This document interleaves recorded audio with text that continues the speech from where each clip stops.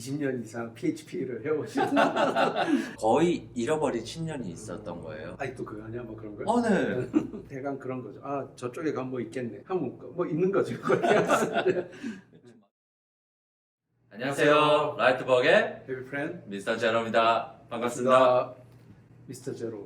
네. 유튜브에서 영상을 하나 봤는데 네. 그 제목이 Most Popular Backend Framework 2012년에서 2019년이었어요. 근데 저 이거 보고 약간 좀 놀랐거든요. 어떤 부분이? 왜냐하면은 제가 이렇게 주변에서 그냥 듣던 이야기랑 많이 달랐어요. 맨날 나오는 말이 Is PHP dead? 뭐 이제 또는 이제 난 이제 새로 배우려고 하는데 PHP 배워야 할까요? 뭐 이런 이야기가 많이들 나오더라고요. 그런 질문이 많이 나온다는 건 사람들이 얘는 좀 뭔가 구닥다리고 네? 뭐 그런 거 아니냐라는 느낌이었는데 이걸 보니까 뜻밖에도 라라벨이라는 PHP 프레임워크가 압도적인 GitHub 스타수긴 하지만 1등이더라고요. 그리고 코드 이그나이터라는 것도 여기에 딱 순위를 올렸고 오, 놀랍네요. 그동안 PHP 포기 안 하고 20년 동안 배워서 보람이 있어요. 네. 그러니까요. 네. 제가 가장 사랑하는 PHP에 대해서 이야기할 수 있는 날이네요. 네. 할 얘기가 참 많을 것 같아요. 그러죠. 네. 많이 해주세요. 네. 영상을 네. 우리 한번 잠시 보는 게 좋을 것 같아요. 네. 네. 어떻게 변화가 됐는지. 네. 이게 2012년부터 19년까지인데 네. 처음엔 루비 온 레일즈가 압도적이에요. 이게 2017년에도 루비 온 레일즈 1등이다가 네. 18년이 넘어오면서 라라벨이 이제 본격적으로 루비 온 레일스를 밀어내고 그게 되기 시작을 하죠. 그러면서 루비 온 레일스가 밑으로 이제 좀 많이 밀리고 저도 이제 보니까 너무 네. 신기하네요. 그 GitHub의 스타수 기준으로 네. 이제 데이터잖아요. 네. 전 세계 사람들 대다수 GitHub을 사용을 하겠지만 네. 또 안 하시는 분들도 네. 있고 헤비프렌님이나 이렇게 자바스크립트 진영, 네. 그러니까 뭐 리액트라든지 이쪽을 하시고 노드를 통해서 하시는 네. 분들은 전혀 또 그쪽 관련 커뮤니티나 그렇죠. 이쪽을 보다 보면 이쪽은 전혀 신경을 신경 안 안 쓰죠. 쓰죠. 이게 PHP 언어라는 것보다 이 프레임워크에 대한 거다 보니까 여기 보시면 코드 이그나이터라든지 코드 이그나이터를 쓰고 있어요. 네, 저는 이제 PHP를 코드 이그나이터로 쓰는데 뭐 심포니, 스트라피, 스트라피도 올라 그리고 스트라피도 하여튼 요새 급속하게 뜨고 있죠. 네, 뭐 네스트 제이스도 있고 네. 스프링도 여전히 네, 건재하고 네, 스프링 건재하고요. 이렇게 PHP에 대해서 관심을 가져주셔서 유저로서 너무 감사한 말씀을 드리겠습니다. 예.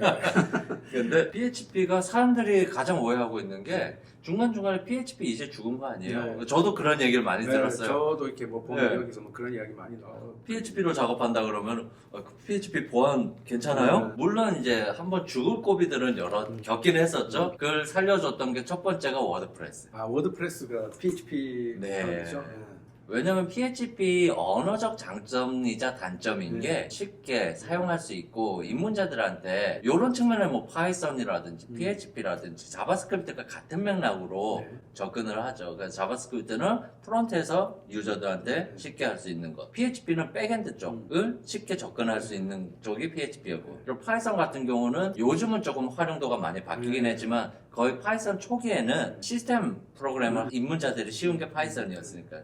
이런 맥락이었는데 워드프레스 CMS 툴을 기본적으로 제공을 해주지만 사용자들한테 옵티마이즈 혹은 커스터마이징을 할 수 있게 하려면 어떤 언어를 해야 될까를 고민을 많이 했었을 거예요. 그런데 그런 툴에 플러그인이나 확장할 수 있게 해줘야 되는데 그 당시의 선택지는 자바, JSP죠. 이쪽이나 .NET인데 이쪽은 그렇게 설계를 하기가 힘들었을 거예요. 그 당시는 네, 왜냐면 사용자들한테 너네 우리가 CMS 이렇게 줄 테니까 여기다가 뭐 너네 코드 조금 넣으면은 플러그인들 만들 수 있어. 그러니까 ASP로 그런 기능을 만든다? 힘들었을 거예요. 근데 뭐 단넷은 공짜가 아니라는 것도 그렇죠. 그것도 공짜가 있어요. 아닌 것도 네. 중요하죠. 제가 유추할 건데 PHP로 해야지만 사용자들이 설치도 쉽고 아까 말씀하신 라이센스 문제도 없고 워드프레스가 딱 나오고 나서 이주익 스타일로 만드는 사이트들은 워드프레스를 쓰다 보니 PHP의 접근성이 단순하게 쉬워서 접근뿐만 아니라 워드프레스 때문에 접근하는 것도 많이 있을 거예요. 이왕이면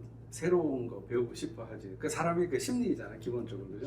그럼 한물 갔다 이런 이야기를 들으면 굳이 그걸 배우고 싶은 생각은 별로 안 나잖아. 근데 그럼 왜 PHP가 그런 인상을 좀 주게 됐을까요? PHP의 문법 자체가 약간 좀 문법이 허접해 보이죠. 옛날 문법을 쓰다 보니까 요즘 언어의 트렌드랑은 좀 맞지 않게 또 약어도 너무 심하게 쓰고요. 방식도 옛날 방식이었어요. 그래서 이제 5.3까지 나오다가 거의 잃어버린 10년이 있었던 거예요. PHP 쪽에서 6 버전을 준비를 하고 있었는데 그 당시에 웹 개발 환경, 뭐 프론트든 백엔드든 뭐 하는 것들이 엄청나게 바뀌었어요.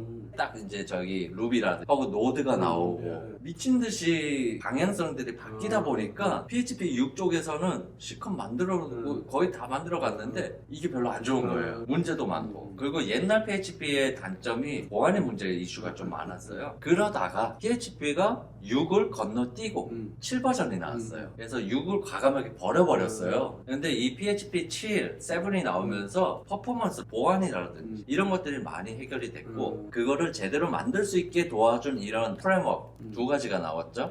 뭐 물론 더 있어요. 저도 이제 PHP 쓴 지 거의 20년이 됐는데 옛날에 조금 스프링 같은 게 너무 부러운 거예요. 정통 MVC를 구현할 수 있고 그런 것들을 PHP에서 가능하게 해주는 라라벨이 그렇게 강력한 프레임워크이고요.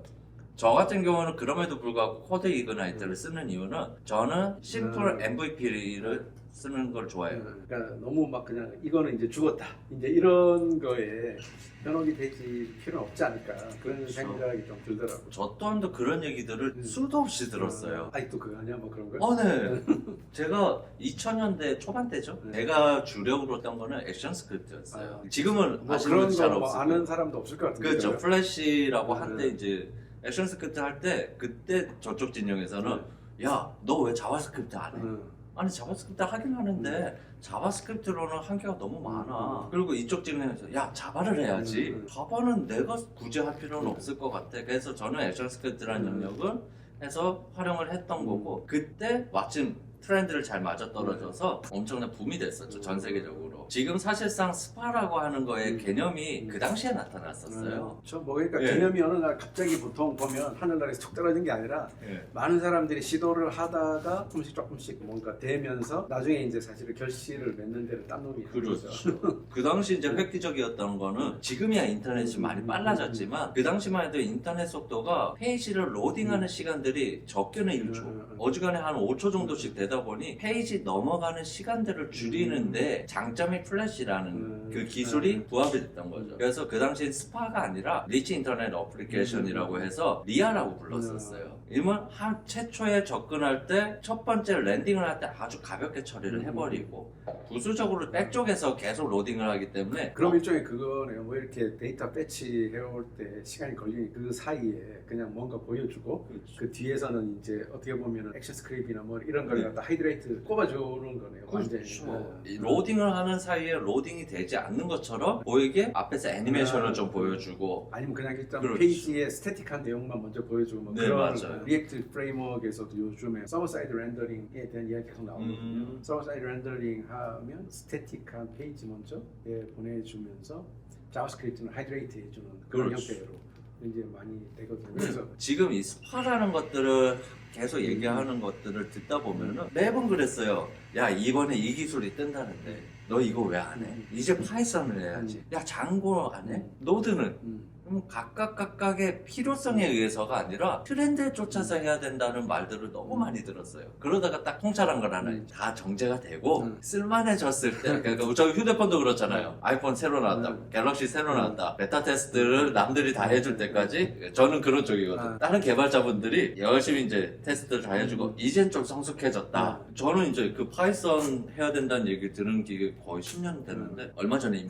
뭐 정말 필요할 때 입문을 그렇죠. 하셨다는 거죠. 파이썬을 왜냐면 파이썬을 저는 백엔드로 쓸 필요도 없고 프론트엔드로 쓸 필요도 없고 각각 제 쓰는 기술이 있으니 이번에는 크롤링을 하라는데 크롤링을 하려니까 파이썬만 한 게 없는 거예요. 앞으로도 PHP는 죽을 수가 없는 환경이에요. 그래요. 절대 죽을 수 없는 이유 하나가 아직까지도 저희 npm이라든지 파이썬이라든지 이렇게 해서 개발하기 위한 환경 설정을 해야 되잖아요. 이게 어색한 입문자들은 많을 거예요. npm이 뭐야? 그 터미널로 해서 설치를 하고 GitHub이 뭐야? 이런 입문자들한테 가장 친한 친구가 될 수밖에 없는 게 전 PHP라고 봐요. 그렇기 때문에 PHP는 죽을 일이 없을 거고 PHP 7이랑 라라벨이랑 만나면은 웬만한 엔터프라이즈들도 처리를 할 수 있기 때문에 선택을 안 할 이유도 없다. 정작 따지고 보면은 엄청 어마어마한 걸 만들 일이 잘 없어요. 그렇죠.